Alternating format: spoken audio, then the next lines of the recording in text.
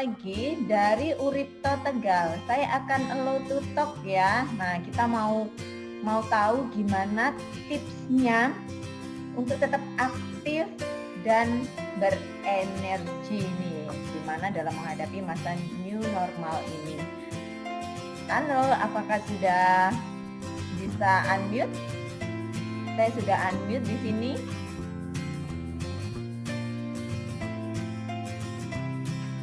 Halo, dengan Uripto Tegal, sudah saya unmute.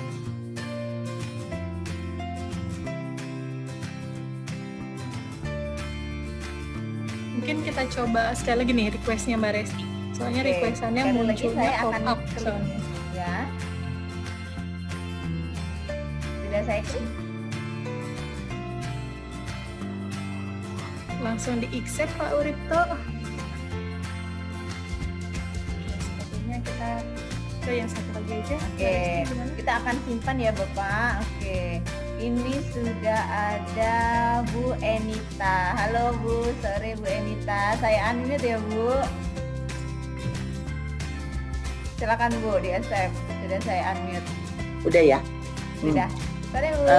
Pertama, jadi kalau kita kan sering dengar lihat berita yang kena COVID tambah banyak aja nih, stres kan? Jadi kita harus berpikir yang positif aja, karena kalau pikir-pikir yang susah-susah begitu, kita jadi tambah stres, tambah sakit lagi ya. Nah, saya setuju banget tuh Bu, iya. Iya, apa yang kita lakukan ya kita harus jaga diri kita sendiri ya. Jadi kita harus berpikir positif, lalu kita pola makan, pola hidup, pola tidur ya, dan juga tentu saja harus minum Nutrilite untuk menjaga atau meningkatkan daya tahan tubuh kita. Luar biasa sekali. Ya. Terima kasih Bu Enita untuk tipsnya. Terima kasih untuk juga volunteer kita yang sudah memberikan tips gitu ya. Jadi ini saling melengkapi ya tipsnya. Ada yang memberikan tips untuk tetap berolahraga atau aktif bergerak. Ada yang memberikan tips bagaimana supaya kita nggak usah terlalu stres gitu ya, nggak usah terlalu parno, nggak usah terlalu panik, tapi tetap waspada gitu ya, seperti itu.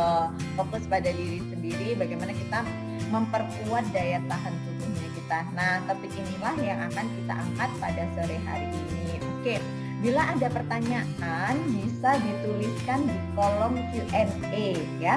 Sebaiknya tidak di room chat karena nanti takutnya akan tumpang tindih dengan obrolan yang ada ya. Jadi kalau untuk bertanya silakan dituliskan di kolom Q&A.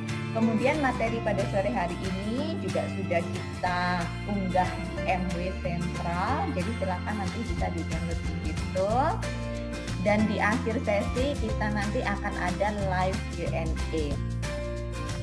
Kita mulai saja ya sharing pada sore hari ini. Silakan Mbak Anti untuk di-share screen-nya. Terima kasih. Nah, bagaimana sih caranya kita bisa lebih aktif dan powerful di era new normal ini? Sebelum masuk materi, pada slide berikutnya ini ada suatu fakta gitu ya terkait dengan sistem imun kita. Jadi gitu ya, the Center of Disease Control and Prevention itu menyatakan bahwa ketika sistem imun seseorang melemah, maka tubuh akan mudah terinfeksi. Nah, kuncinya di sini ya, kata kuncinya adalah pada saat sistem imun kita lemah, maka tubuh akan mudah terinfeksi. Bahkan gitu ya, bisa merusak organ tubuh lebih serius pada orang yang terserang virus atau penyakit. Nah gitu ya, jadi ceritanya dari sistem imun yang lemah, tubuh mudah terinfeksi, bahkan bisa sampai merusak organ tubuh yang lebih serius apabila orang tersebut terserang virus atau ada suatu penyakit penyerta. Saya lanjutkan pada slide berikutnya. Nah, dari imunitas tadi, kalau kita sudah mengalami imunitas turun atau gangguan imunitas, ini implikasinya bisa terlihat pada beberapa hal. Saya ambil contoh di sini, tadi ya, kita mudah terserang infeksi. mudah flu, mudah batuk, kemudian bisa juga menyebabkan diabetes mellitus, gangguan kulit, biasanya kulitnya mengalami suka gatal-gatal, ruam seperti itu, ataukah gangguan pada persendian, radang sendi, gangguan pada saluran pernafasan yang menyebabkan asma, dan yang paling menjadi sorotan gitu ya di akhir tahun kemarin sampai saat ini pun yaitu yang namanya si COVID-19 ini. Semuanya adalah implikasi dari gangguan imunitas. Kita akan lihat pada slide berikutnya, yaitu si imunitas ini sendiri apa sih gitu ya. Karena kita sering bilang ayo tingkatkan daya tahan tubuh, ayo jaga imunitas kita, tapi imunitas sendiri itu apa? Jadi imunitas adalah suatu kumpulan sistem tubuh di mana dia perannya adalah untuk melawan atau menyerang dalam tanda kutip ya, benda-benda asing yang akan masuk ke dalam tubuh kita. Benda-benda asingnya apa saja? Bisa berupa virus, bisa berupa bakteri, bisa berupa patogen lainnya yang dianggap asing oleh tubuh kita, akan dihalangi sama yang namanya sistem imunitas. Dan ternyata gitu ya, sistem imun tubuhnya kita ini lumayan kompleks karena ada beberapa mekanisme atau strategi pertahanan tubuh. Jadi kalau di slide bisa dilihat gitu ya, kita punya yang namanya imunitas bawaan. Termasuk di dalamnya juga kita punya perlindungan luar. Selain itu kita punya si adaptive immunity. Nah, bagian-bagian tubuh mana saja nih yang berperan dalam sistem imun ini? Jadi banyak ya. Kita kenal yang namanya sel darah putih. Kita kenal yang namanya antibodi. Kita kenal yang namanya sistem limfatik, kemudian kelenjar thymus dan sumsum tulang belakang. Ini adalah beberapa bagian tubuh yang memegang peranan pada sistem imun kita. Kita akan bahas satu persatu tentang bagaimana sih mekanisme sistem imun ini. Yang pertama adalah imunitas bawaan. Pada slide berikutnya, jadi imunitas bawaan ini imunitas yang sudah kita bawa sejak kita lahir. Karena sudah bawaan, dia sifatnya adalah general, tidak spesifik pada misalnya antibodi A untuk virus A, seperti itu tidak ya, tapi karena sudah bawaan, jadi dia sifatnya adalah general atau tidak spesifik dalam merespon jenis-jenis patogen tertentu. Nah ini contohnya kita punya si sel darah putih, kita juga punya yang namanya, jadi kalau cek darah hasil lab itu biasanya ada yang namanya basofil, kemudian limfosit, ada juga yang namanya basofil. Jadi itu adalah beberapa komponen dari imunitas bawaannya kita. Nah, masuk ke dalam imunitas bawaan, di dalamnya juga ada yang namanya physical barrier. Jadi kalau yang tadi saya sebutkan limfosit, kemudian basofil, neutrofil, itu adalah pasukannya kita di dalam tubuh. Tetapi ternyata gitu ya, sebelum itu ada nih satu lapisan pertama sekali yang akan menghalangi patogen atau benda-benda asing dari luar.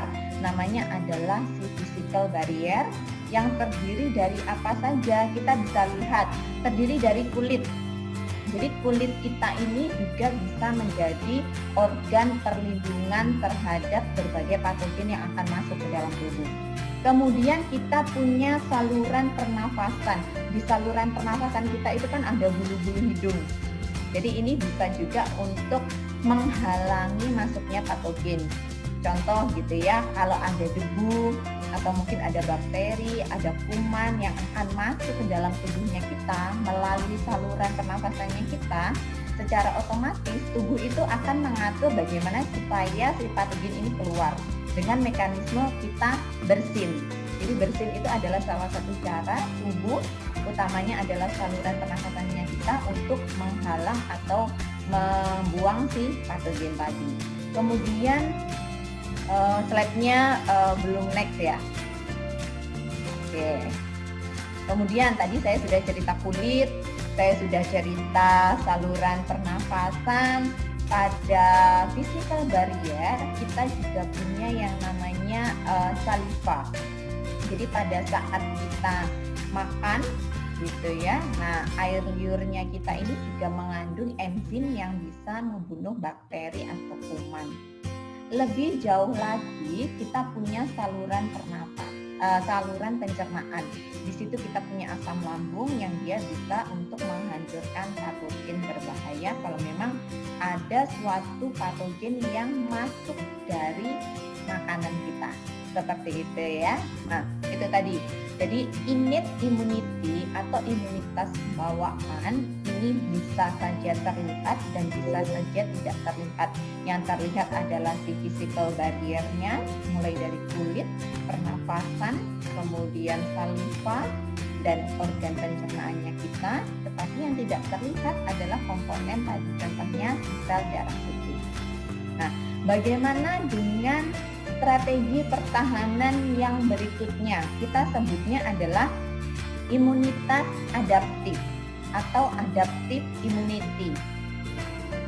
Nah, kalau ini dia sifatnya lebih spesifik dibandingkan dengan yang innate tadi. Kalau innate kan udah bawaan dari lahir, jadi dia sifatnya general.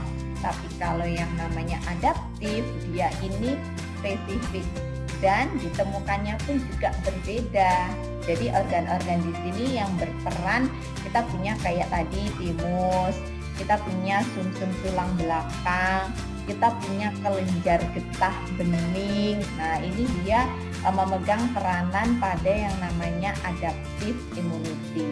Dan lebih spesifik lagi, contohnya adalah kita biasa sebutnya dengan sel T. Jadi ada sel T dan ada sel B. Ini adalah contoh dari adaptive immunity. Saya lanjutkan pada slide berikutnya.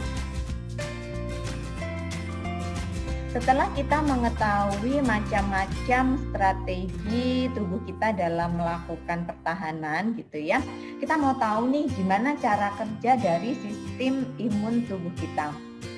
Yang pertama, untuk mendapatkan imunitas yang kuat secara keseluruhan, ada dua yang biasanya berperan. Jangan pernah lupakan yang namanya antioksidan. Jadi kata kuncinya, kalau antioksidan ini dia melindungi tubuh kita dari paparan radikal bebas, sehingga selnya kita bisa tetap bagus, tidak mengalami oksidasi maupun molekulnya dan atomnya tidak dicuri sama si radikal bebas dengan adanya si antioksidan ini. Nah, memang dia tidak secara langsung melawan yang namanya virus dan bakteri, tapi dia melawannya adalah radikal bebas. Tetapi dengan adanya perlindungan radikal bebas di sel, maka sel imunnya kita dia akan mampu menghancurkan virus dan bakteri. Seperti itu ya. Jadi antioksidan dan sel imun akan bekerja bersama-sama untuk menghancurkan benda-benda asing yang akan masuk ke dalam tubuh kita. Nah, pada slide berikutnya saya akan berbagi informasi kenapa sih sistem imunnya kita bisa mengalami penurunan.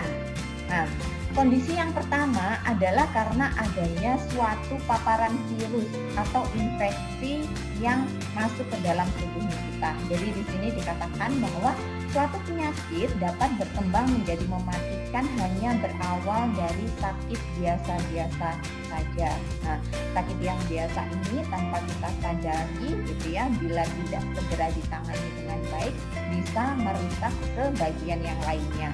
Karena mulai dari kerusakan sel, sel bisa merusak jaringan, jaringan bisa merusak organ, organ bisa merusak sistem organ, seperti itu. Ini sebab yang pertama, yaitu karena infeksi dan virus. Nah, sebab yang kedua adalah karena kondisi medis dan obat-obatan. Jadi kondisi kesehatan tertentu seperti diabetes, malnutrisi, hipertensi, kemudian HIV, penggunaan obat kanker dan kemoterapi dapat melemahkan sistem imun. Karena terkadang suatu proses medis atau ambil contohlah kemoterapi gitu ya, tidak bisa membaca mana nih sel yang sel kansernya gitu ya, dia tidak akan bisa spesifik hanya sel kansernya saja nih yang akan dimatikan, tetapi memungkinkan bahwa sel-sel di sekitarnya di mana dia sifatnya sehat ini juga bisa ikut rusak. Sehingga kalau memang tidak dijaga sekali imunnya, justru akan mengalami penurunan daya tahan tubuh. Faktor yang berikutnya adalah karena merokok.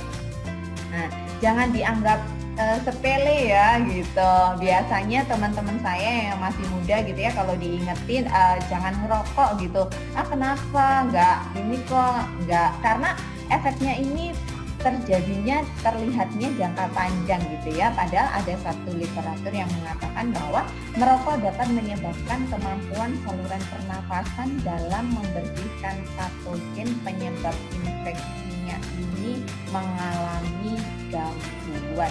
Nah, itu tadi kita tahu bahwa salah satu pintu masuk dari patogen adalah saluran pernafasan. Sementara rokok ini bisa mengganggu fungsi saluran pernafasan dalam hal tadi memberantas atau membersihkan patogen. Jadi sebisa mungkin segera berhenti merokok. Tapi saya yakin di sini sahabat Nutrilite nggak ada yang merokok kan ya?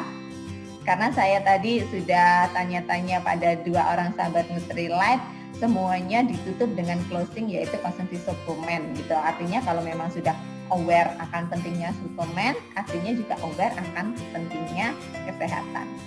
Saya lanjutkan pada sebab berikutnya, yaitu stres dan kurang tidur. Stres ini memang bisa terjadi pada semua orang. Ya, semua orang bisa mengalami stres dan sumbernya bisa dari mana-mana. Tetapi tadi gitu ya, saya tertarik dengan tips yang diberikan sama Bu Enita gitu. Gimana caranya kita untuk memanage stres? Salah satunya adalah dengan memilih berita-berita yang ada gitu. Kalau dulu beritanya kan gencar angka kenaikan kematian akibat COVID-19 sekian. Kalau memang itu dirasa membuat diri kita menjadi parno, membuat diri kita justru stres, ya jangan dulu lah menonton yang seperti itu ya. Kita ganti dengan aktivitas yang bisa bikin happy, contohnya kayak meditasi seperti itu ya. Nah, pada faktor penyebab yang terakhir yaitu karena diet buruk dan sedentary lifestyle. Jadi di sini disebutkan bahwa obesitas terbiasa melakukan gaya hidup santai gitu ya atau sedentary lifestyle dan tidak berolahraga berisiko menurunkan fungsi jantung dan menurunkan imunitas tubuh. Kalau ini saya yakin sahabat Nutrilite sudah umum ya informasi ini, bahwa bisa dibilang obesitas ini adalah ibu atau bibit dari berbagai macam penyakit. Makanya tadi bisa juga untuk menurunkan fungsi jantung maupun menurunkan imunitas tubuhnya kita, seperti itu. Pertanyaannya sekarang adalah, setelah kita tahu sistem imun itu apa, setelah kita tahu sasarannya kita di mana adalah untuk memperkuat tadi berbagai macam imunitas barrier tubuhnya kita, dan kita juga sudah tahu apa saja tantangan yang kita hadapi, PR-nya adalah bagaimana kita bisa berubah nih gitu ya. Nah, pada sesi ini Mbak Anti akan berbagi informasi tips dari Nutrilite untuk bisa lebih aktif dan powerful. Silakan Mbak Anti. Ya, oke, terima kasih Mbak Resti. Selamat sore Bapak Ibu semuanya. Nah, tadi sudah dibahas nih sama Mbak Resti apa saja yang menyebabkan imun tubuh kita menurun dengan semua fakta-fakta yang dipilih ya. Ini juga sudah sempat kita dibahas gitu ya, sempat ditanya gitu, yaitu adalah salah satunya adalah mengontrol stres. Tadi sudah dibahas juga, sudah diinformasikan juga nih oleh Ibu Enita kalau kita memilih untuk tidak membaca yang tidak penting gitu ya, mungkin atau yang sangat menakutkan, itu mungkin menjadi salah satu tipsnya. Nah, atau bisa juga kita melakukannya dengan meditasi, fokus terhadap sesuatu gitu ya. Kemudian buat prioritas untuk list-list mana yang harus kita baca, mana pernyataan yang benar, mana yang tidak, itu kita harus punya prioritas dan memilih. Kemudian kalau memang ada kesusahan, sedang ada stres, bisa bercerita atau bertukar pendapat dengan orang-orang seperti itu. Itu adalah salah satu cara atau tips yang bisa kita bagikan untuk mengontrol stres. Kemudian untuk cara lain yang bisa kita lakukan dalam kondisi kita beradaptasi dengan new normal ini, yaitu adalah melakukan aktivitas ya. Jadi harus sangat mengurangi yang namanya sedentary lifestyle atau gaya hidup yang diam gitu ya, diam di tempat lebih dari 2 jam itu sudah termasuk tidak aktif bergerak. Nah, dengan aktivitas yang sedang hingga yang berat itu bisa kita lakukan gitu ya.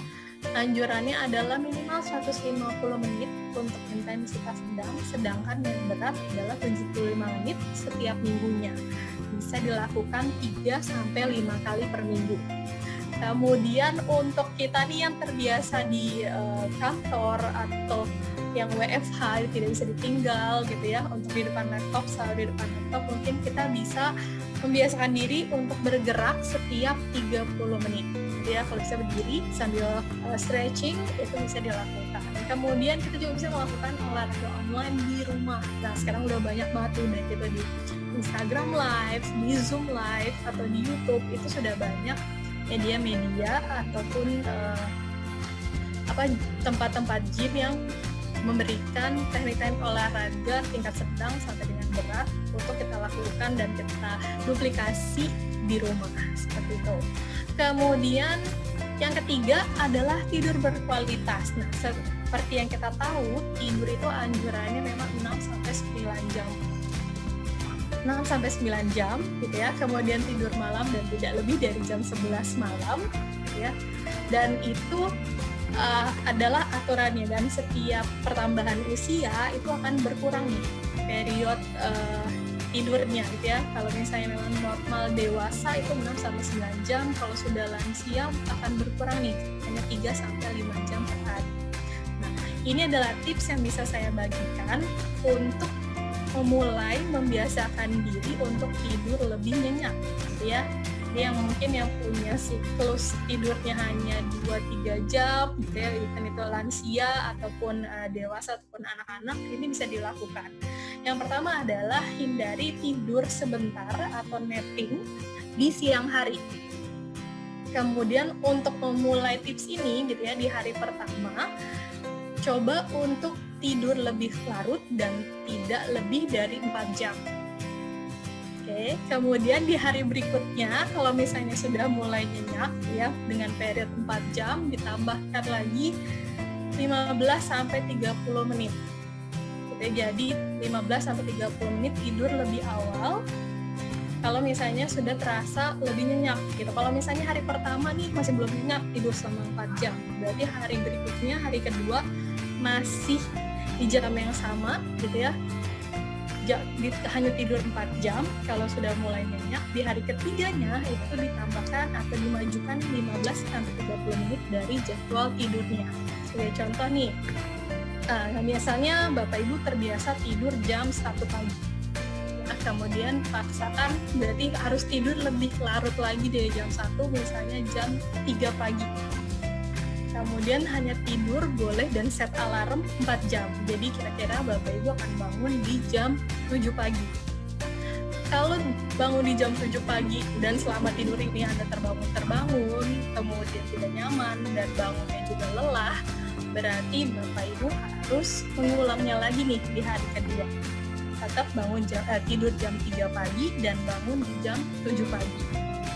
Kemudian kalau misalnya ternyata di hari kedua ini sudah lelap, tidurnya tidak terbangun, kemudian saat bangun tidur juga nyaman dan bugar, berarti di hari ketiga Bapak Ibu tidurnya dimundurin nih 15-30 menit. Ya, kemarin 2 hari kemarin kita tidur jam 1 pagi, berarti untuk hari ketiga ini kita tidur jam 12.30 misalnya.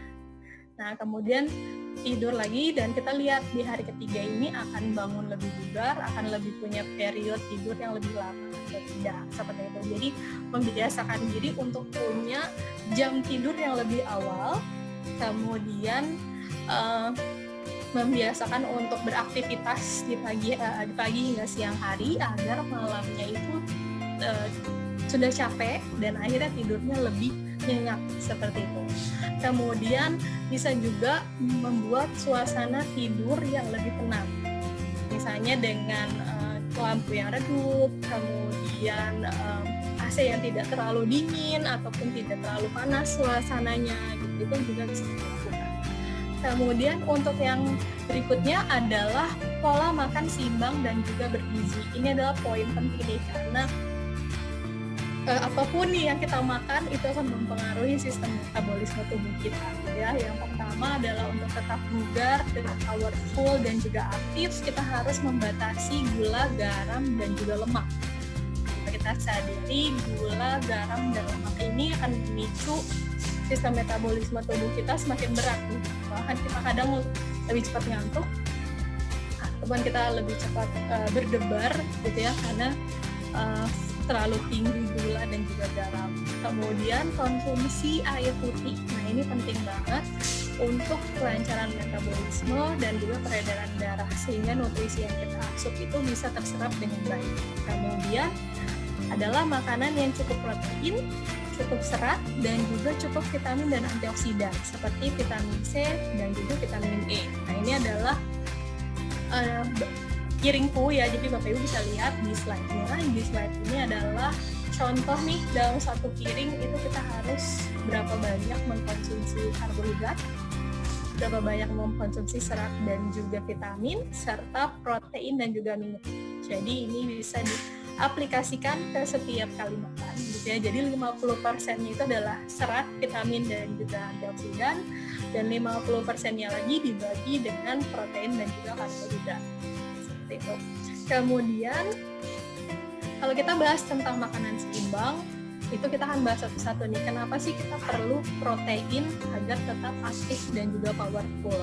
Yang pertama adalah kita semua tahu protein ini adalah sumber energi dan sumber dari bahan baku sel tubuh kita. Jadi ya, baik itu sistem perlindungan, pertumbuhan, pembentukan enzim dan hormon itu juga diperlukan protein untuk tubuh kita. Nah, kemudian asam amino apa saja sih yang berperan penting untuk imun tubuh kita?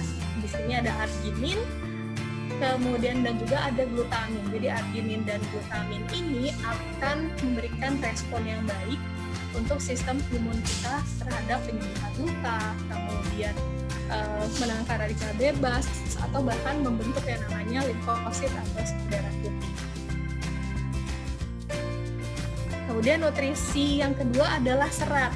Kenapa sih serat harus ada dan kita konsumsi setiap harinya untuk jaga daya tahan tubuh? Yaitu adalah karena serat ini sangat baik untuk enzim-enzim pencernaan dan juga memproduksi bakteri-bakteri baik yang ada di dalam usus, gitu ya. Karena tadi sudah dibahas sama Mbak Resti bahwa perlindungan utama atau physical barrier ini salah satunya adalah sistem pencernaan. Sehingga untuk mencegah toksik dari makanan yang kita makan itu tidak masuk ke peredaran darah ataupun ke saluran yang lain. Kemudian vitamin E. Nah, vitamin E ini juga penting gitu ya sebagai antioksidan. Itu juga akan menjaga yang namanya oksidasi lemak. Jadi mencegah adanya kerusakan atau oksidasi lemak sehingga tidak mudah menempel di pembuluh darah dan akhirnya nanti malah akan ada yang namanya penyumbatan gitu. Kemudian vitamin E ini juga memberikan sinyal-sinyal yang cepat kepada sistem imun kita untuk segera menyerang patogen-patogen ataupun bakteri, virus dan lainnya, dan serta menjaga proses pembentukan dan keseimbangan dari sel imun kita atau limfosit atau sel darah putih. Kemudian yang terakhir adalah vitamin C. Nah, kenapa vitamin C ini penting banget dan selalu digaung-gaungkan nih saat ini ya, dari bulan Maret kali ya, semua beritanya sudah banyak sekali. vitamin C itu harus penting, wajib untuk dikonsumsi setiap harinya, karena memang vitamin C ini sebagai antioksidan itu punya banyak sekali manfaat yang berpengaruh terhadap sistem imun kita. Ya, yang pertama adalah sebagai kofaktor untuk reaksi enzim untuk pembentukan kolagen dan juga keratin dan juga DNA kita, kemudian mencegah aritmia atau ketidakteraturan detak jantung. Kemudian vitamin C ini juga dibutuhkan untuk produksi sel darah putih, kemudian diperlukan juga untuk neurotransmitter otak dan juga untuk meningkatkan penyerapan zat besi. Jadi vitamin C ini manfaatnya banyak sekali. Selain sebagai kofaktor enzim dan juga imun tubuh, dia punya manfaat yang lain untuk tubuh kita. Nah, kenapa harus vitamin C dan apa saja sumber-sumbernya gitu ya? Mungkin ini Bapak Ibu yang ada sudah join sore hari ini bisa chat ke kita gitu ya. Apa aja sih menurut Bapak Ibu sumber vitamin C dari makanan? Kita sambil tunggu nih yang chat-chat ya, kira-kira vitamin C-nya apa saja. Oke.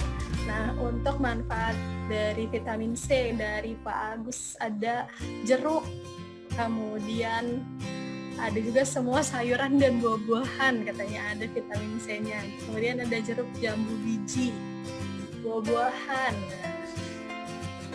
Ternyata nggak cuma buah-buahan aja, ternyata sumber vitamin C itu banyak banget Bapak Ibu ya. Ada kacang hijau, ada serol cherry, ada jeruk, ada strawberry, ada brokoli, cabai, paprika, bawang, kiwi, bayam, blackcurrant, dan juga kentang. Nah, ini salah satu sumber tertinggi untuk vitamin C dari makanan. Sudah chat nih ya, ada beberapa tadi. Ada Bu Melinda, ada Pak Willy, kemudian ada Pak Agus yang sudah share ke kita. Ini adalah sumber-sumber tertinggi dari vitamin C. Kemudian untuk kebutuhan vitamin C sendiri, ya, untuk supaya tadi fungsi-fungsi tubuh kita itu baik dan di dalam tubuh itu bisa menjadi kofaktor dari enzim dan juga imun tubuh, itu diperlukan untuk ibu hamil dan menyusui adalah 100 mg per hari. Kemudian untuk dewasa 75 sampai dengan 90 mg per hari, serta untuk anak-anak adalah 45 mg per hari. Jadi kebutuhannya kecil, tapi kita harus ingat dan kita balikin lagi apakah kita cukup dari makanan, kemudian apakah kita tidak terpapar radikal bebas, ya, apakah kita punya sistem imun tubuh yang kuat gitu ya, karena untuk kebutuhan kesehatan imun kita nggak cuma vitamin C yang kita perlukan, tapi juga ada protein, ada vitamin D, ada vitamin E, ada zinc dan segala macam. Nah, secara faktanya pun dari literatur yang kita punya gitu ya, walaupun kebutuhan vitamin C kita sedikit, ya, tapi ternyata tubuh ini mampu dan harus menjaga konsentrasi vitamin C di dalam darah itu agar lebih optimal lagi sistem tubuh kita. Nah, biasanya anjurannya adalah 30 sampai 180 mg per hari. Dan vitamin C ini tubuh itu bisa menyerap 70 sampai dengan 90%. Jadi hampir 100% ya. Jadi ada 70 sampai 90% yang terserap nih dari apa yang kita makan, baik itu dari makanan maupun dari suplemen. Nah, tapi ada kondisi yang lain nih dari penelitian berikutnya, bahwa di sini menyatakan terhadap sebuah penelitian terhadap pelari, pemain ski, tentara atau seseorang dengan kondisi olahraga ekstrim, baik itu kemudian cuaca yang dingin, dengan mengkonsumsi 250 mg sampai dengan 1 gram per hari, mampu menurunkan resiko flu hingga 50%.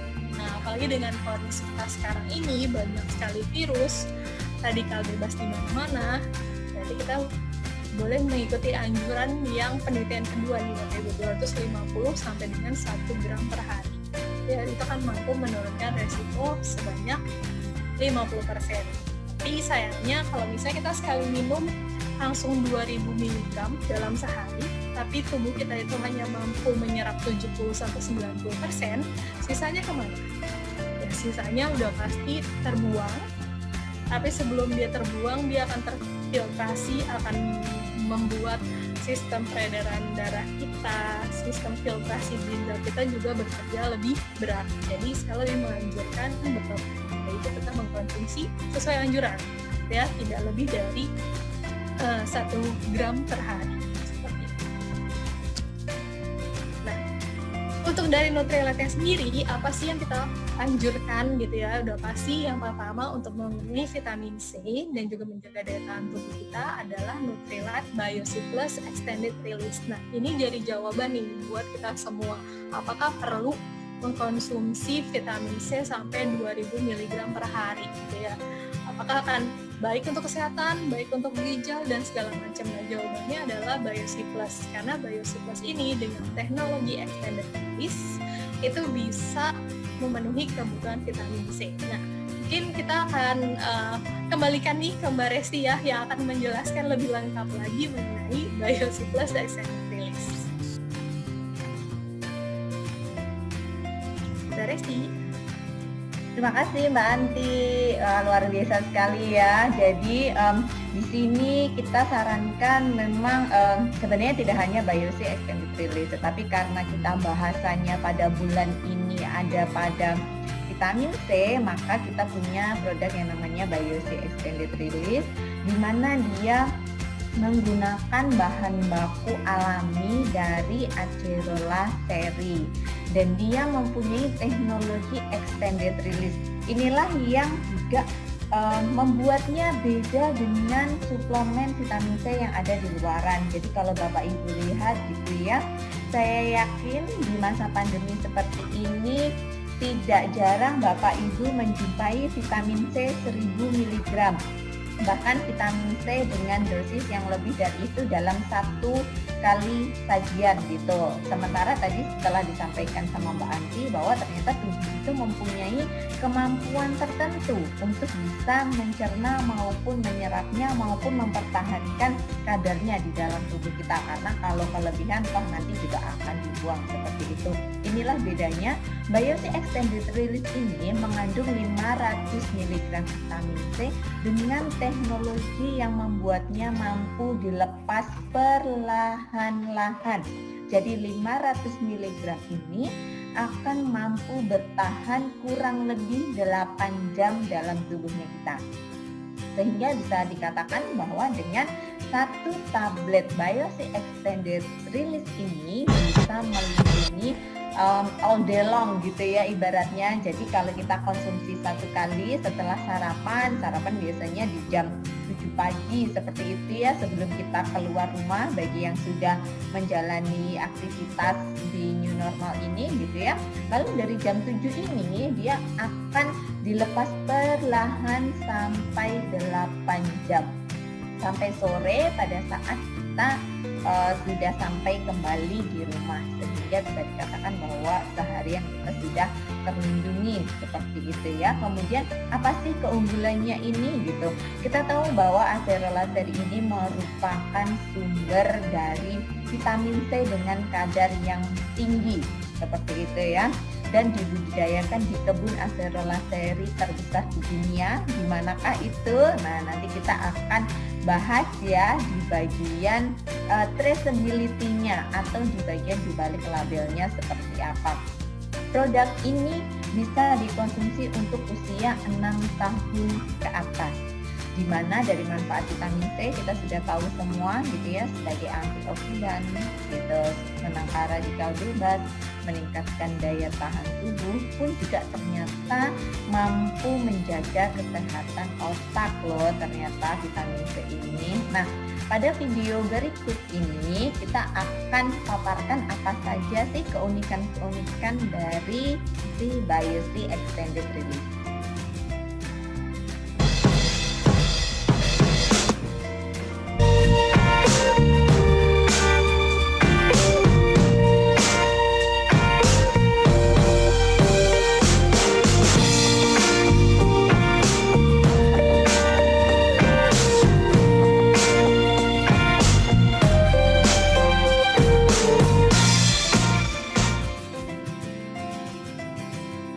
Mungkin bisa sekali lagi, karena videonya lumayan singkat ya. Oke, sekali lagi ya.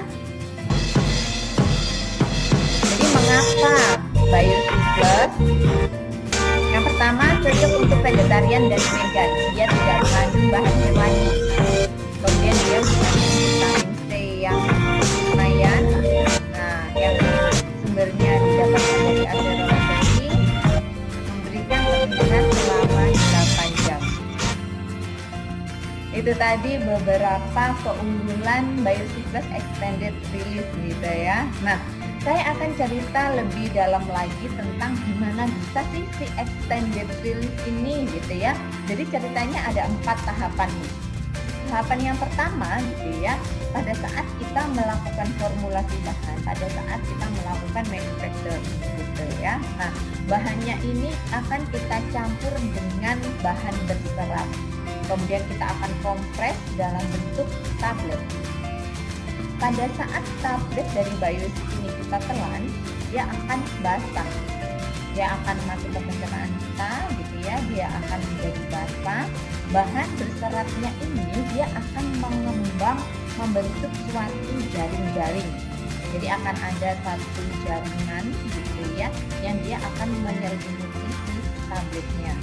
Karena dari bahan berserat yang tadi mengembang membentuk jaring-jaring. Nah, karena adanya si jaring-jaring ini, maka kandungan dari vitamin C-nya ini akan dilepas secara perlahan-lahan sampai nanti kurang lebih 8 jam dia akan bisa larut sepenuhnya.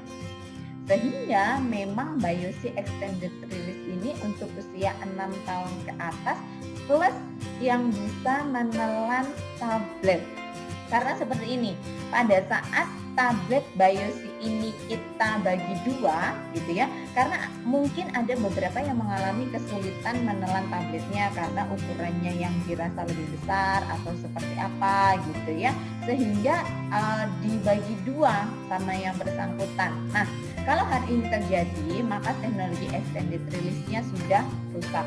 Begitu juga dengan misalnya nih usia 6 tahun ke atas tapi belum bisa menelan sehingga digerus atau dihaluskan. Nah, ini juga tidak kita sarankan karena nanti lagi-lagi teknologi extended release-nya akan rusak dan dia akan bersifat instant release seperti produk vitamin C yang ada di luaran. Jadi bagi usia yang memang sudah 6 tahun tetapi belum bisa menelan, nggak apa-apa gitu ya, konsumsi aja yang namanya produk Nutrilite Acerola Cherry gitu. Kalau untuk anak-anak dikonsumsinya Acerola Cherry ini adalah 1 kali, tapi kalau untuk dewasa bisa didobel menjadi sehari 2 kali seperti itu.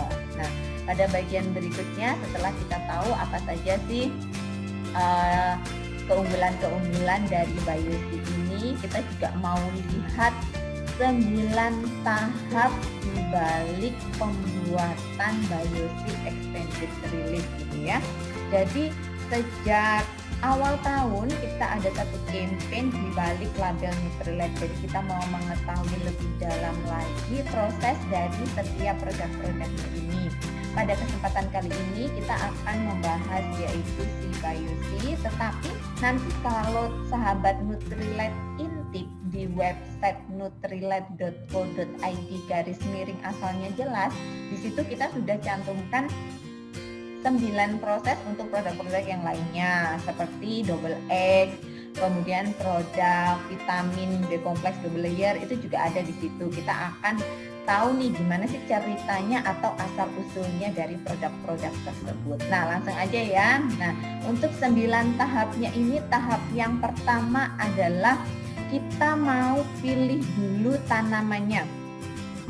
Nah, kita mau pilih dulu tanamannya, kita memastikan tanamannya didapatkan dari Acerola Cherry. Kenapa gitu ya? Tadi banyak sekali sumber vitamin C pada saat games ya. Ada jambu biji, ada stroberi, ada jeruk yang paling umum, bahkan cabai pun juga mengandung vitamin C gitu ya. Tetapi ternyata si Acerola Cherry ini dia mengandung vitamin C dengan kadar 50 kali lebih tinggi dibandingkan jeruk. Sehingga inilah yang menjadi salah satu alasan kenapa yang dipilih adalah Acerola Cherry. Nah, Tahap yang kedua, setelah kita tahu nih tanamannya adalah Acerola seri, kita pilih bibitnya. Bibitnya ini kita potong dari ranting pohon, gitu ya. Jadi bukan dari bijinya, tetapi dari ranting pohon, sehingga harapannya adalah dari bibit ranting yang sehat, yang berkualitas, kita akan bisa melakukan duplikasi untuk pohon-pohon lainnya. Jadi seleksi bibitnya adalah dengan cara dipotong dari ranting tanaman yang sehat sehingga kita bisa mendapatkan kualitas yang sama. Oke, setelah itu bibitnya diapain? Bibitnya pastinya ditanam. Dan tadi saya cerita kalau ditanamnya ini adalah di ladang Acerola seri terluas yang ada di dunia, gitu ya, yaitu di mana di Ubahara, Brazil. Jadi ini adalah ladang milik Nutrilite yang dia telah bersertifikat organik, gitu ya, adanya di Brazil. Dan kita juga melihat karakteristik dari iklim di sana. Ternyata iklim di sana itu suhunya ideal banget untuk kita nanam yang namanya Acerola cherry ini. Jadi iklimnya tuh panas, lembabnya juga cukup sehingga dapat tumbuh dengan subur. Nah, kemudian lanjut ya.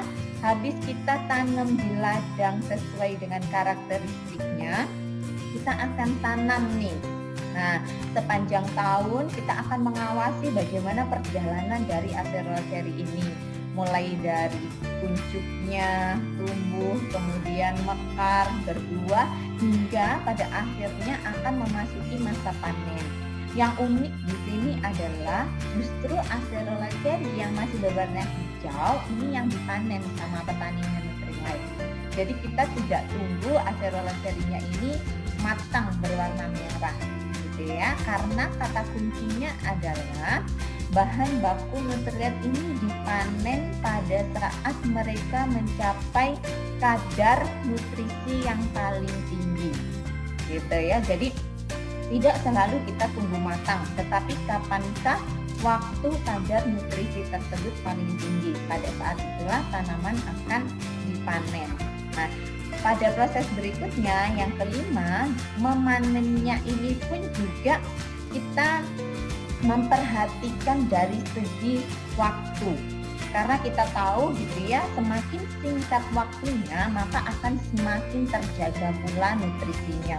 Jadi Acerola cherry-nya langsung diproses gitu ya, untuk menjadikan ini proses yang keenam. Jadi habis dipanen gitu ya, dia memasuki proses yang keenam. Nah, di proses keenam ini si Acerola cherry-nya akan mengalami yang namanya ekstraksi. Nah, jadi bahan ini, Acerola cherry-nya ini yang dari Brazil tidak langsung dibawa ke EDA gitu ya untuk diolah di EDA, tidak. Tetapi di setiap ladang-ladang Nutrilite kita mempunyai fasilitas ekstraksi, sehingga nanti hasil akhirnya adalah ekstraksi cair maupun ekstraksi bubuk. Baru nanti dia memasuki pada tahap yang ketujuh. Tahap berikutnya yaitu manufacturing. Nah, manufacturing ini dia akan dicek lagi, dia harus benar-benar bebas dari kontaminan seperti logam berat, kemudian pestisida, bahan asing maupun mikroba lainnya seperti itu, baik yang bisa dilihat secara fisik maupun yang kita cek secara mikrobiologi harus benar-benar aman. Sampailah pada tahap ke-8 yaitu akan dikemas. Pada saat pengemasan pun juga tidak pernah lepas dari yang namanya dokumentasi. Jadi kita di situ cantumkan barang yang diproduksi apa, yaitu BioC, batch-nya nomor berapa, tanggal produksinya kapan, jumlahnya dalam satu batch itu berapa, kemudian Acerola cherry-nya tadi ini dipanennya tanggal berapa, kemudian petaninya siapa saja staf yang terlibat dalam proses pembuatannya, hingga alat yang digunakan pun juga didokumentasikan di situ. Jadi ibaratnya mulai dari nol sampai menjadi hasil akhir semuanya terdokumentasi. Dan semua tanaman Nutrilite mempunyai yang namanya akta kelahiran. Jadi tidak hanya kita gitu ya yang mempunyai akta kelahiran, tapi acerola seri ini juga mempunyai akta kelahiran. Jadi dia diambilnya bibit dari tanaman jenis berapa dan lain sebagainya, ini semuanya tercatat hingga sampailah di tangan para konsumen, sampailah di tangan sahabat Nutrilite semuanya. Jadi di situ ada catatan produksi dan pengemasan setiap produk sehingga memudahkan kami untuk bisa memberikan respon yang cepat terhadap beberapa pertanyaan dari sahabat Nutrilite. Pun saya singgung sedikit pertanyaan ya sahabat Nutrilite yang terkait produk Biosi Extended Release ini. Ada yang bertanya, saya bulan ini beli Biosi, kenapa warnanya berbeda dengan Biosi yang saya beli bulan lalu gitu. Yang bulan ini dia warnanya kuning, tetapi yang bulan lalu saya warnanya kuning pucat. Lalu yang 6 bulan lalu saya beli warnanya kuning pekat, kuningnya keruh gitu. Nah, ini kenapa? Apakah terjadi kerusakan? Apakah barangnya sudah teroksidasi atau seperti apa gitu ya? Jadi selama produk Nutrilite yang diterima dalam kemasan yang baik, masih tersegel, kualitasnya masih terjamin. Kenapa bisa terjadi perbedaan warna? Ini karena tadi perbedaan masa panen dari setiap batch bahan bakunya. Nutrilite ini kan dia tidak menggunakan bahan pewarna, jadi alami dari warna masing-masing bahan bakunya. Jadi kalau memang acerola serinya dipanen di bulan Maret, tentu saja dia akan berbeda dengan acerola seri yang dipanen di bulan April dan Maret ini misalnya untuk batch ke-15, sedangkan April ini untuk batch ke-16. Sehingga sangat wajar bila produk Nutrilite mengalami yang namanya gradasi warna. Ini tidak hanya terjadi di Biosi, tapi hampir di rata-rata di produk Nutrilite lainnya ya, seperti Daily. Kalau Daily itu gradasi warnanya dia bisa hijau pekat, bisa sampai hijau kecoklatan, hijau kekuningan seperti itu. Ataupun produk yang bubuk, saya juga pernah temukan gitu ya, di produk yang namanya protein berry. Ada yang dia pink, ada yang dia pink pucat gitu ya, karena semua itu gradasi warna dari bahan bakunya. Jadi selama Bapak Ibu sahabat Nutrilite menerima produknya dalam keadaan baik, masih tersegel, maka kualitasnya sama, tidak ada perubahan seperti itu ya. Nah, ini ada pertanyaan tentang materi sore hari ini ya. Sudah kita tuliskan di kolom chat untuk materi sore hari ini. Kemudian bila ada pertanyaan silahkan dituliskan di kolom Q&A supaya tidak tertumpang tindih dengan chat yang ada. Nah, di paling akhir sekali nih gitu ya, kita dari tim Nutrilite tidak pernah bosan-bosan untuk selalu mengingatkan sahabat Nutrilite semua, bawalah gitu ya yang namanya new normal starter kit kemanapun kita pergi ya sekarang. Jadi contohnya masker ini untuk masker yang dipakai maupun masker cadangan, karena kan ada batas waktu pemakaian tertentu gitu ya, bisa 4 jam. Kalau memang dia dipakai rutin kita harus ganti yang baru, jadi kita harus bawa masker cadangan. Kemudian hand sanitizer, sabun cair kalau memang memungkinkan, di situ ada air yang mengalir. Kita juga bawa suplemen manapun pergi gitu, karena biar jangan lupa. Kemudian untuk kotoran-kotoran yang terlihat, kalau untuk hand sanitizer ini kan untuk mikroba yang kita tidak bisa lihat dengan mata. Tetapi kalau untuk debu ataupun kotoran pasir kita bisa bersihkan dengan tisu.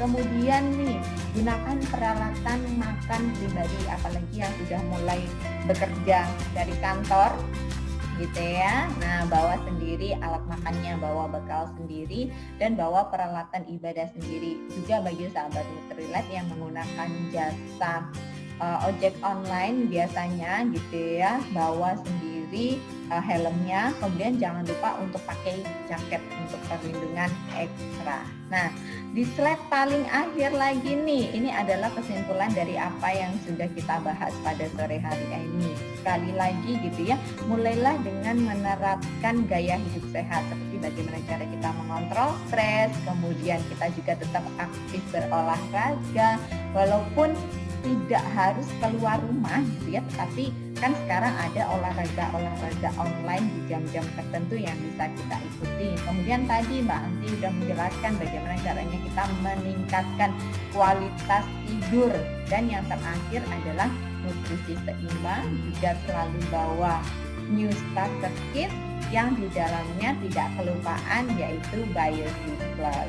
Nah itu dia ya. Tetapi gitu ya, selain BioShield Plus yang dibawa kemana-mana, jangan lupa untuk sehari-harinya kita mengkonsumsi yang namanya Foundational Trio yang terdiri dari salmon omega 3, kemudian high protein powder, dan double egg seperti itu ya. Nah semoga bermanfaat. Sebelum kita masuk pada Q&A nih, karena saya lihat wow sudah banyak pertanyaan, antusias sekali. Terima kasih ya. Kita mau ada polling dulu nih. Kita mau dengar dari sahabat Nutrilite tentang bagaimana training kita di sore hari ini ya Mbak Anti ya. Kita akan launch dulu pollingnya. Sebentar Mbak Resti. Jadi polling ini akan muncul pop-up langsung di handphone Bapak Ibu. Jadi langsung klik aja jawabannya. Kita akan kasih waktu 1,5 menit, cukup kali ya Mbak Resti? Iya. Silakan sahabat Nutrilite gitu ya. Nah, apakah menurut sahabat Nutrilite waktu dan durasi training ini sudah sesuai harapan? Karena kalau kita lihat di awal-awal kita melakukan online training itu kita pilih waktu di jam 2 ya. Nah, sekarang kita coba geser nih menjadi lebih sore di jam 3:30. Apakah ini bisa menjawab concern dari sahabat Nutrilite yang selama ini mungkin jam 2 masih ada aktivitas, jam 2 masih di kantor seperti itu ya. Kemudian yang kedua, apakah konten dari training ini jelas dan informatif? Harapannya adalah konten ini akan bisa diduplikasi oleh sahabat Nutrilite sehingga lebih banyak lagi orang-orang yang akan aware terhadap bagaimana cara menjaga kesehatan tubuhnya. Kemudian yang ketiga nih, nah kalau yang ketiga nih yang dinilai kitanya gitu ya, apakah fasilitator gitu ya telah menyampaikan materi, tujuan maupun isi trainingnya dengan jelas seperti itu. Kita masih buka untuk pollingnya. Nah ini langsung ada yang chat gitu ya, mau dikasih sesi malam gitu ya. Kan ada juga nih yang chat Mbak Resti, katanya kami lagi kerja kok di kantor. Kalau bisa malam ya. Oke.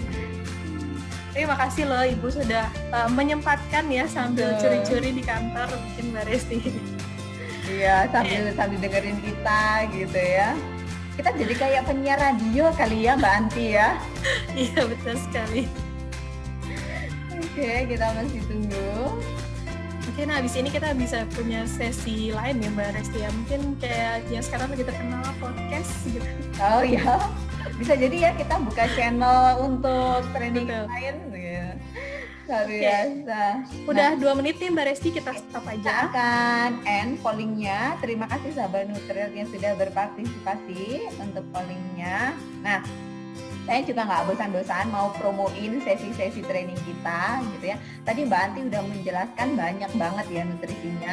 Ada protein, ada serat, ada vitamin E, ada vitamin C. Nah kebetulan nih pas bulan ini yang kita digging atau yang kita gali lebih dalam itu adalah bagiannya si vitamin C atau produk BioC Extended Release. Tetapi jangan khawatir, untuk nutrisi yang lainnya kita akan bahas berseri. Jadi training ini adalah training series gitu ya. Jadi di bulan depan kita akan ganti bahasnya ke vitamin E. Nah bulan depannya lagi kita akan ganti bahasanya ke serat. Bulan depannya lagi kita akan ganti bahasanya seperti itu ya. Karena memang kalau kita bahas di satu waktu yang sama, waktunya yang tidak memungkinkan seperti itu. Oke, langsung saja saya akan mulai membacakan pertanyaan pertama yang sudah masuk dulu ke kolom Q&A ya. Sambil mungkin bila ada teman-teman yang ingin mengajukan pertanyaan secara live, silahkan mengacungkan biasa raise hand ya, silahkan mengacungkan tangannya. Tapi saya akan baca dahulu yang dari kolom Q&A. Nah, ini ada pertanyaan. Kalau saya lihat mayoritas pertanyaan tentang biopsi extended release ini kelambung ya. Jadi seperti pertanyaan yang diajukan oleh Sri Lestari ini juga menanyakan bagaimana produk biopsi ini untuk penderita gastritis. Kemudian ada juga tadi dari Bu Lilianti di Pontianak, apa kabar Bu? Ini juga menanyakan hal yang sama, bagaimana kalau dia punya mah. Nah itu ya, terima kasih untuk penjelasannya gitu ya. Secara umum memang produk biopsi extended release ini dapat dikonsumsi oleh siapa saja setelah makan. Siapa saja itu maksudnya usia 6 tahun ke atas tadi ya. Setelah makan dan aman bagi lambung karena dia menggunakan teknologi extended release sehingga meminimalisir sekali adanya iritasi di lambung. Tetapi kalau nyatanya gastritisnya udah akut sekali gitu ya, jangankan menggunakan suplemen vitamin C, tapi vitamin C yang masih terkandung dalam makanan pun bisa mencetus rasa tidak nyaman di pencernaannya gitu ya, maka konsumsinya benar-benar bareng dengan makanan, jadi di tengah-tengah makan seperti itu ya. Dan bisa juga dikonsultasikan lebih lanjut kepada dokternya. Tetapi secara umum produk ini bisa dikonsumsi jangka panjang dan aman bagi lambung seperti itu. Ini pertanyaan tentang biopsinya borongan ya Mbak Resti ya. Iya, silakan Mbak Anti. Oke, nah ini mungkin berhubungan sama cara konsumsi tadi, kemudian usia berapa tadi sudah dibahas sama Mbak Resti untuk 6 tahun ke atas, tapi di chat nih ada yang tanya nih Mbak Resti, untuk yang anak-anak itu gimana? Langsung ditelan atau tidak, atau boleh digerus? Kemudian ibu hamil boleh mengkonsumsi atau tidak Biossi Plus, dan batasan asupannya per hari itu berapa? Nah, mungkin kalau untuk yang pertama, untuk anak-anak nih Mbak Resti di bawah usia 6 tahun, Nutrilite punya chewable acerulase, betul ya, yang itu isinya juga vitamin C.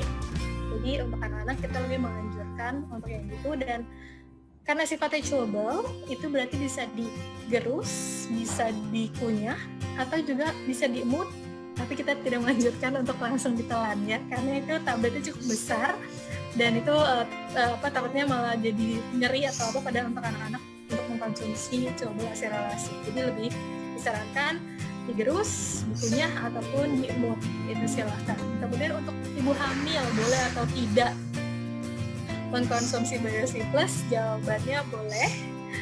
Dan untuk batasan anjurannya dari Nutrilite itu Biossi Plus menyarankan untuk 1 tablet per hari. Karena apa? Karena tadi teknologi extended release ini sudah cukup untuk memenuhi kebutuhan kita sehari dan menjaga tubuh untuk tetap optimal dan juga daya tahan tubuh kita lebih baik lagi. Oke, terima kasih. Saya akan lanjutkan ya. Jadi memang acerulase dan Biossi ini berbeda teknologi ya. Kalau acerulase ini dia belum menggunakan extended release sehingga bisa untuk anak-anak dan bisa pula untuk digerus maupun dikunyah seperti itu. Saya akan lanjutkan pertanyaan. Nah, sebaiknya kapan ya dikonsumsi? Apakah pagi, siang, atau sore gitu ya? Nah, kembali lagi pada tujuan kita mengkonsumsi suplemen, karena suplemen ini seperti kita makan makanan dengan tujuan tertentu. Kalau memang seperti vitamin C ini untuk antioksidan, perlindungan tubuh sedari awal gitu ya. Jadi sarannya adalah konsumsi 1 kali setelah sarapan atau di pagi hari. Tetapi tidak menutup kemungkinan juga gitu ya, kalau memang mau dikonsumsi di malam hari itu juga boleh gitu ya. Saya lanjutkan. Jadi ini tadi menjawab pertanyaan dari Yosefina ya. Nah, sebaiknya memang dia di pagi hari karena sepagi mungkin. Jadi selain vitamin C ada beberapa nutrisi yang dia akan lebih maksimal bila dikonsumsi di pagi hari, seperti contohnya zat besi, karena zat besi ini untuk metabolisme di mana dia akan digandengkan dengan si vitamin D seperti itu. Atau yang lebih bagus dikonsumsi di malam hari itu contohnya adalah kalsium. Kalsium itu ada di dalam kalmati karena dia untuk regenerasi sel-sel tulang seperti itu ya. Jadi kita lihat dari karakteristik nutrisinya dan kebutuhan tubuhnya kita. Berikutnya yaitu yang terkait dengan biosip. Nah, ini dari tidak ada namanya, dari NN gitu ya. Nah, kalau penyakit autoimun gitu ya dan autis, kira-kira Nutrilite apa yang bisa diberikan terkait dengan si Biosi ini, karena Biosi ini kan kita sudah tahu vitamin C ini untuk meningkatkan daya tahan tubuh. Sementara orang dengan penyakit autoimun dia akan rentan sel tubuhnya akan dalam tanda kutip memakan selnya sendiri. Jadi dia overreaktif gitu ya, dia tidak bisa mengenali mana sel tubuhnya dan mana benda asing yang harus dimusnahkan atau dihancurkan sama sel imunnya gitu ya, sehingga ini masuk ke dalam ranah kondisi medis gitu ya. Sebaiknya memang dikonsultasikan terlebih dahulu kepada dokternya kalau terkait dengan imunitasnya. Apa yang bisa kita sarankan gitu ya, kita bisa sarankan yang dia sifatnya umum gitu, misalnya kayak vitamin B kompleks itu kan sifatnya masih umum, itu bisa kita berikan. Silakan Mbak Anti untuk pertanyaan berikutnya.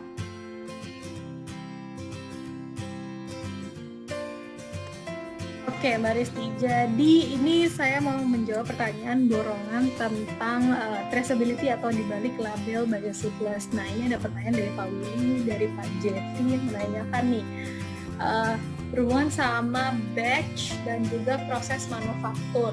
Kemudian berapa lama proses panen dari Acerola cherry. Nah, tadi kan Mbak Resti menyebutkan nih kalau Acerola cherry ini dipanen di jam 3 pagi gitu ya. Kemudian berapa prosesnya itu tidak boleh lebih dari 24 jam. Jadi dipastikan itu semua dipanen dalam waktu 24 jam dan langsung dikirim untuk proses ekstraksi. Kemudian untuk secara manufaktur gitu ya, proses batch ini adalah proses satu kali produksi. Jadi begitu bahan bakunya ini sudah masuk ke pabrik, ke proses manufaktur, dan itu jadi dalam satu tablet dan satu kemasan, itu kita sebut dengan satu batch. Nah, pada saat proses dari bubuk tadi, dari hasil ekstraksi sampai dengan proses kemasan itu adalah satu batch gitu. Dan kalau misalnya dalam proses ke-1 sampai dengan proses ke-9 dan juga di proses manufaktur ini dari sampai bubuk hingga kemasan ini ada satu saja yang gagal gitu ya, itu akan dihilangkan, tidak disebarluaskan ke tangan kita semua seperti itu. Kemudian untuk pertanyaan mengenai tadi sudah dibahas berapa kali Biosi Plus boleh dikonsumsi, kemudian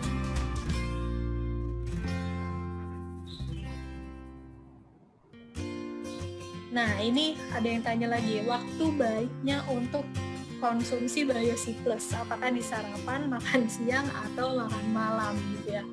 Kalau untuk Nutrilite sendiri itu menganjurkan dikonsumsi bersamaan dengan makanan.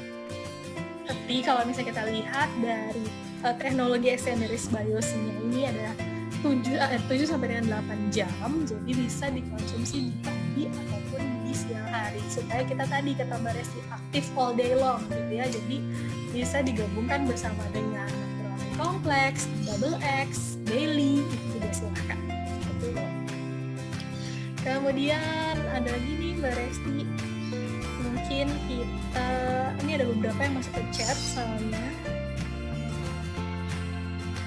Iya betul.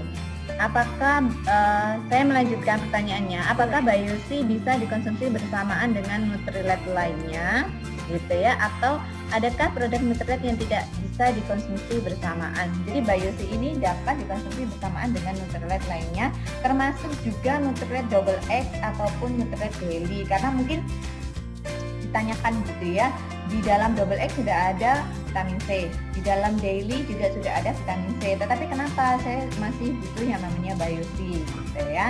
Daily dan Double X ini masuk ke dalam kategori fondasi atau memenuhi nutrisi dasar tubuh kita. Pada saat kita ada concern kesehatan tertentu, maka level pemenuhan suplemen kita naik satu tingkat, yaitu ke level spesifik, di mana spesifik ini ada Biosi, ada Vegem E, kemudian ada Kalmaxi, ada iron folic. Nah, seperti itu ya levelingnya, sehingga Biosi bisa dikonsumsi bersamaan dengan produk Nutrilite lainnya. Tetapi tadi saya mention ada Kalmax, saya mention ada iron folic, ini sebaiknya dijeda atau tidak dikonsumsi bersamaan. Minimalnya kasih jarak 2 jam gitu ya antara makanan atau suplemen yang mengandung tinggi kalsium dengan yang mengandung tinggi zat besi, agar tidak saling mengganggu penyerapannya di dalam tubuh, seperti itu. Semoga terjawab. Nah, kita akan mau yang raise hand. Nah ini sebelumnya ini ada yang ngasih saran nih, katanya dari Ibu Fepta Iskandar gitu. Boleh dong kalau kita punya IG live juga. Nah kita punya jadwal ya Mbak Resti.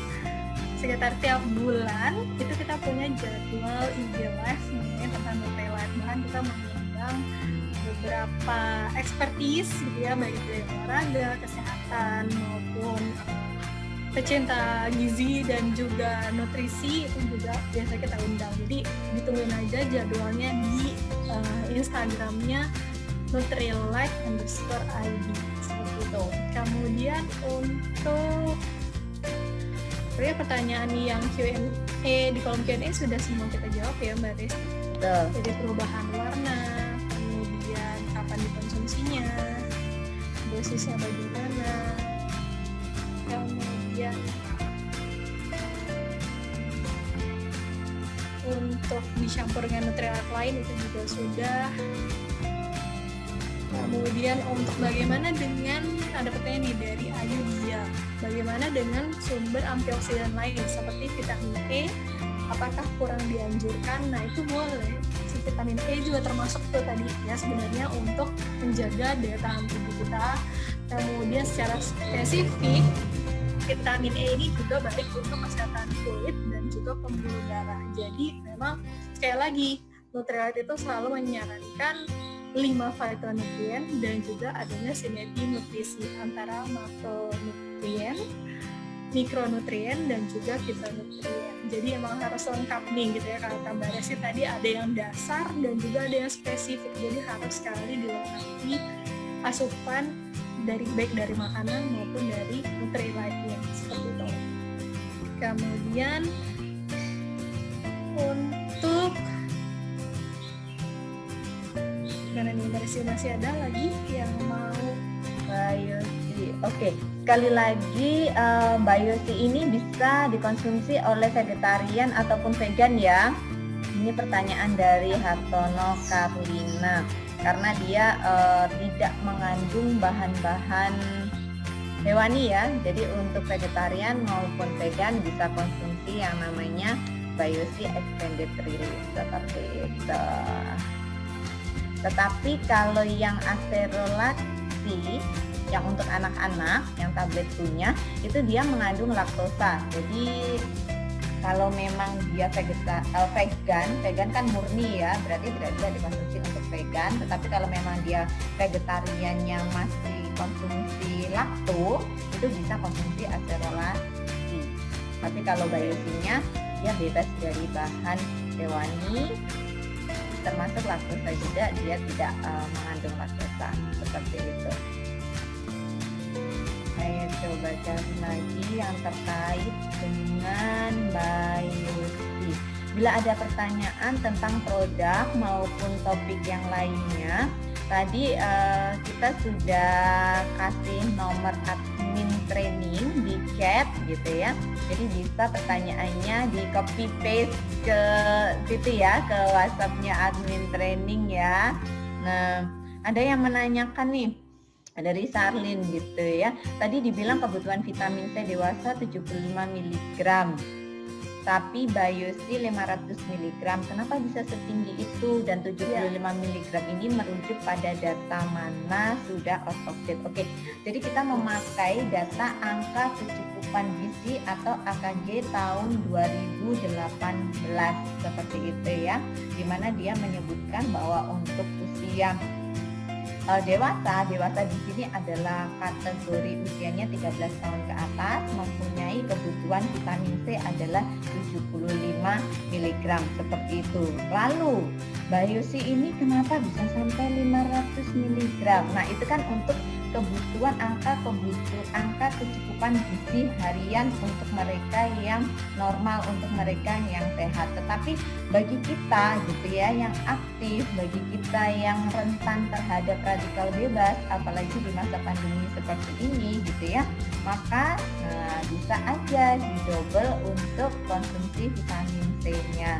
Dan ingat sekali lagi bahwa Biosi ini ada teknologi extended release-nya, sehingga kadar 500 mg-nya ini akan dilepas dalam waktu sekitar 8 jam di dalam tubuhnya kita. Seperti itu. Ya, itu juga menjawab pertanyaan dari Ibu Aminah nih Mbak Resti ya. Semoga jawaban kami bisa sesuai nih sama pertanyaan-pertanyaan Bapak Ibu yang udah masuk. Oke, ini ada pertanyaan mungkin di luar tentang Biosi ya Mbak Resti dari Nimada Putra. Ini informasinya kalau daily sama B-kompleks boleh dikonsumsi secara bersamaan. Nah, tadi udah dijelasin juga nih sama Mbak Resti, semua boleh dikonsumsi bersamaan kecuali Kalmakdi dan juga Mountain Fort. Seperti itu. Oke, kita coba untuk live. Di sini sudah ada yang mengacungkan tangan, ada Willy Wibianto. Saya akan allow to talk dan unmute. Silahkan nanti di accept ya unmute-nya. Halo. Oh, sudah langsung tersambung. Ya. Sore Pak Willy. Selamat sore Ibu Resti sama Ibu Anti. Betul. Saya mau menanggapi aja. Kan tadi dosisnya memang Biosi Plus kan 1 kali 1 tablet per hari karena ada teknologi extended release. Terus itu kan 8 jam ya. Saya tadi Ibu Resti juga udah bilang kalau misalnya mau double mungkin bisa ya. Jadi saya sih bisa bilang bisa 2 kali 1 tablet. Jadi kalau misalnya pagi jam 7 kita minum sampai jam 17 ya, selesai gitu ya. Nah kan buat tidurnya kita bisa dilindungi juga. Selama tidurnya 8 jam misalnya ya, itu dalam tidurnya itu kita juga terlindungi dari yang untuk radikal bebasnya ya. Nah, selama tidur itu kita dilindungi. Menurut Ibu itu bagaimana? Jadi 2 kali 1 tablet per hari. Jadi pagi sama sore setelah makan untuk malamnya. Itu yang pertama. Yang kedua, saya mau tanya nih, sarapan sama lunch sama makan malam, makan sore gitu ya, yang tepatnya itu pukul berapa ya? Karena kadang-kadang kan pukul 9 kita makan ya kan. Lalu sarapan yang benernya itu jam berapa gitu. Lalu lunchnya itu sebaiknya jam berapa, sorenya itu jam berapa. Karena selain jenis makanan, kita harus atur juga pola makan ya kan? Pak. Waktunya juga gitu loh. Jangan nanti sarapan ternyata jam 10 baru sarapan. Itu Nanti udah gitu brand kan. Jadi ya Pak ya kalau jam 10. Ya, makanya saya mau tahu nih sarapannya sebaiknya bagaimana dari Ibu Resti atau Sister Anti sebagai ahli gizi supaya kita mau bener-bener pola makan dan jenis makannya tuh yang sehat optimal gitu. Terima kasih, itu aja sih pertanyaan saya. Terima kasih Pak Willy untuk tanggapan dan pertanyaannya. Menarik sekali ya Mbak Anti ya gitu. Nah, terkait tadi gitu, apakah bisa kita mengkonsumsi kalau double biosinya? Tadi sudah disampaikan juga bahwa kita masih bisa kok untuk mengkonsumsi dalam sehari itu sampai 1000 mg vitamin C. Apalagi vitamin C-nya si biosi ini kan extended release sehingga sangat meminimalisir adanya waste atau terbuang ataupun limbah yang dihasilkan gitu ya. Jadi oke aja asalkan diselang setelah 8 jam gitu. Oke. Untuk pertanyaan yang kedua, ini saya jadi keinget training revolusi pola makan ya Mbak Anti. Betul sekali. Kita udah bahas nih di revolusi pola makan bahwa harus ada jadwal, jenis dan juga jumlahnya yang kita perhatikan. Kalau untuk jadwalnya nih Mbak Resti, kalau dari kita sarannya adalah diselang 3-4 jam setiap kali makan. Gitu. Kalau normalnya adalah kita setelah bangun tidur harus ada jeda dulu, harus ada minum air putih gitu ya.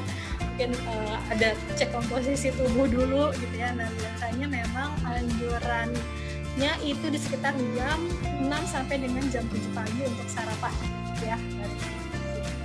Kemudian nanti akan ada selingan di sela antara makan pagi dan juga makan siang. Setelah juga selingan yang kedua setelah makan siang dan juga makan malam. Jadi di sore hari itu ada selingan. Jadi normalnya adalah 3-4 jam dari makanan pertama sampai makanan berikutnya.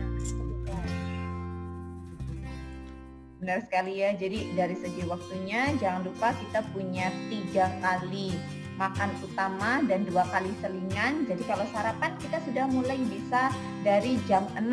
Berarti kita tambah tuh ya, jam 6 atau jam 7 untuk sarapannya. Kemudian kita tambah 3 jam di jam 10. Di jam 10 akan jatuh yang namanya snack pertama atau camilan pagi. Nah, jadi kalau ngaku sarapan tapi di jam 10 itu namanya sudah bukan sarapan gitu ya. Nah, kemudian kita tarik lagi sekitar 3 jam, berarti jam 1. Jam 1 ini kita sudah masuk yang namanya jadwal makan siang.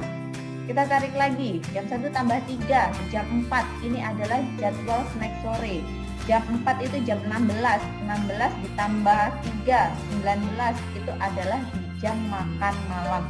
Dan ingat pada saat makan malam kita ini sudah setelahnya kemungkinan tidak ada aktivitas fisik yang berarti gitu ya. Kalau malam kita kan biasanya sudah kumpul dengan keluarga, nonton TV ataupun persiapan untuk pergi istirahat, sehingga tidak disarankan juga untuk makan malam terlalu dekat dengan jadwal tidurnya karena tadi bisa mengganggu yang namanya siklus tidur ataupun metabolisme tubuh pada saat tidur, bukannya untuk regenerasi tapi masih untuk mencerna makanan seperti itu. Semoga terjawab ya Pak Willy. Ini saya lihat yang terkait dengan topik dan biosi sudah terjawab semua ya Mbak Anti, termasuk juga tadi kenapa biosi bisa mengalami perubahan warna karena bisa dari segi penyimpanan yang namanya vitamin C ini rentan mengalami oksidasi, jadi simpanlah di tempat yang tidak terpapar langsung dengan sinar matahari maupun panas gitu ya. Jadi kalau ditaruh di dapur ya jangan di rak atasnya kompor seperti itu, karena biasanya di atas kompor itu kan ada kitchen set gitu ya. Nah, jangan ditaruh di situ karena di bawahnya kompor, di atasnya ada kitchen set. Ternyata isinya adalah berbagai macam suplemen. Itu juga sebaiknya dihindari gitu ya. Jadi simpan di tempat yang sejuk untuk menghindari yang namanya oksidasi. Pertanyaan berikutnya mungkin apakah masih bisa dikonsumsi nih kalau bisa menjadi lebih coklat atau apa gitu ya.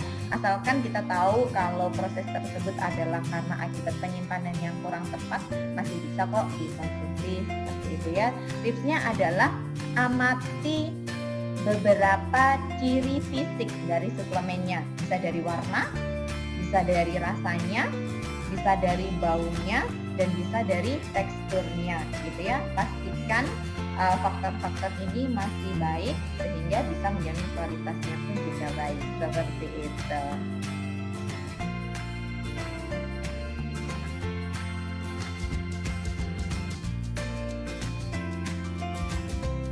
Oke, untuk pertanyaan yang lainnya bisa seperti tadi ya, silakan di copy paste ke WhatsApp admin training. Sebelum saya tutup, saya akan share sekali lagi untuk nomornya. Saya nanti bagi pertanyaan yang belum terjawab karena tidak pada topik bahasan hari ini gitu ya. Nanti kita akan jawab melalui admin training.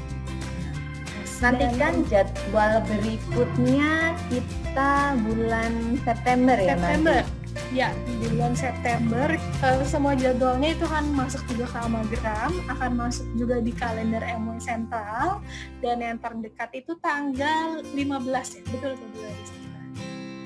Tanggal untuk Nutrilite kita ada di tanggal 17 September. 17. Oke, tanggal 17. Betul. Kita Tanggal akan 17. membahas nutrisi spesifik lainnya. Kalau bulan ini kita bahasnya adalah vitamin C, bulan depan kita akan bahasnya vitamin E. Ini juga menjawab pertanyaan tadi bahwa walaupun pada bulan ini kita menonjolkan vitamin C, tetapi jangan pernah lupakan vitamin-vitamin yang lainnya gitu ya, karena kita masih akan bahas di bulan-bulan berikutnya dalam training series ini. Oke, kalau begitu saya Resti undur diri. Mohon maaf bila ada yang kurang pada penyampaian training sore hari ini. Semoga bermanfaat. Demikian juga dengan teman saya Mbak Anti. Terima kasih sekali Bapak Ibu udah join ya, yang mungkin tadi curi-curi di waktu kerja gitu. Terima kasih juga buat inputnya, udah mengisi pollingnya juga, dan nantikan untuk seri-seri training berikutnya. Terima kasih dan salam sehat selalu dari Nutrilite.